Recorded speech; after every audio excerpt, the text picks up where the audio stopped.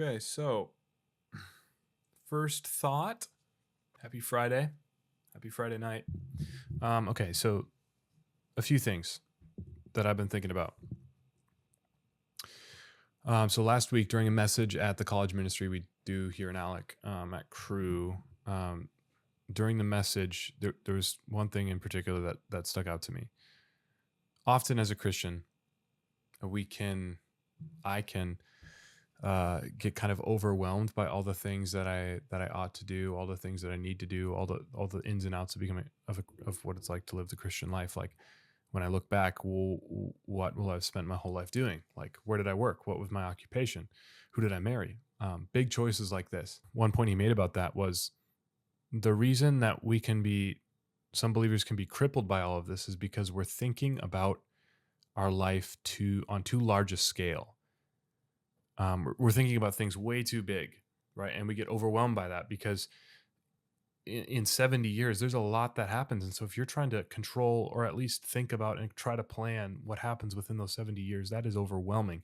And so you're not crazy. You're just taking on too much to think about. And we're thinking about it way too big. Rather, we need to come back to the smaller things and kind of think about what's happening within a day. What does it look like to follow? Okay, that sounds so cringy. What does it look like to follow Jesus in a day? Right? You've heard it a million times, but it's so true. Like, what decisions do you have to make today? Don't worry about the rest of your whole life. Kind of have an idea of where you're going, but that was really encouraging to me because I fall into that often. Like, what am I going to spend my life doing? Who am I going to marry? These are some things that I think about, and it's like, and those can be overwhelming. But today, what do I have in front of me? Is there a job that I need to complete and complete well? Is that where I should put my energy? How am I treating the people around me? Are there financial things that I have to take care of and look at? Am I in debt? Are there things I got to pay off? Are there steps that I need to take now? And almost certainly there is. And I think sometimes when I'm looking at the big picture, when I'm looking at it too largely, I kind of lose sight of those little things, and they kind of get left behind.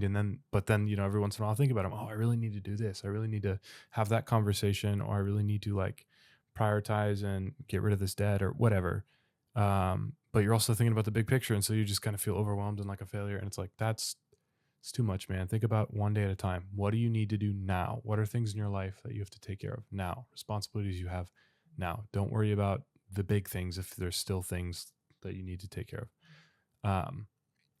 And that's me. That's me. So that was one thing I was thinking about. The other thing is in Philippians 1, I think it's 9 through 11. Paul is praying that the believers, not just everybody, but the believers in Philippians would grow in their love. And he told us what that looks like. He didn't leave love just sitting for us to interpret. He kind of tells us what he means by that. And love in knowledge and in discernment. And so I thought that was interesting because often when our culture often treats people who know what's right and wrong and are able to discern what's right and wrong, our culture oftentimes calls those people hateful, and yet scripture, Paul is praying that the believers would grow in love, and that love would look like their ability to grow in what they know and their ability to discern what right from wrong, good from best. So yeah, I thought that was interesting. So anyway, those are a few things. Thanks for listening. And I'll see you next week.